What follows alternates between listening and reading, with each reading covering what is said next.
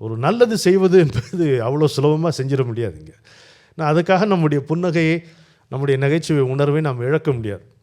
எங்கள் அப்பாட்ட கேட்டேன், என்னப்பா இவ்வளோ வயசாச்சு உங்களுக்கு, எவ்வளவு அவமானங்கள் பட்டீர்கள் நீங்கள் வாழ்க்கையிலே, எவ்வளவு நீங்கள் நல்லது செய்ய போகும்போதெல்லாம் உங்களுக்கு இத்தனை இடைஞ்செல்லாம் வந்திருக்கு, எப்படிப்பா இன்னும் சிரிச்சிட்ருக்கீங்க, சந்தோஷமாக இருக்கீங்கன்னு கேட்டால், இல்லை நீ நினைக்கிற மாதிரி வாழ்க்கை அப்படி ஒன்றும் மோசம் இல்லை, இந்த 80 வயசு வரைக்கும் தான் கொஞ்சம் சிரமமாக இருக்கும் அப்படின்னாரு.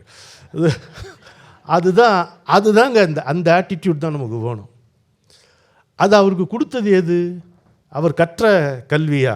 இல்லை. அவர் எம்ஏ எக்கனாமிக்ஸ் ஆனர்ஸ் அதுவா? அவர் ஹிந்துவில் எழுதிய தலையங்கங்களா? இல்லை. இல்லை அவர் படித்த காளிதாசன், ஷேக்ஸ்பியர் இதெல்லாமா?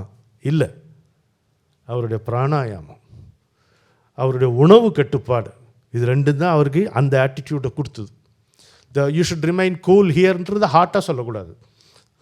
அது வந்து இந்த மூச்சு நெறி சுவாச நெறி அந்த பயிற்சி பண்ணி தான் அது வரணும்.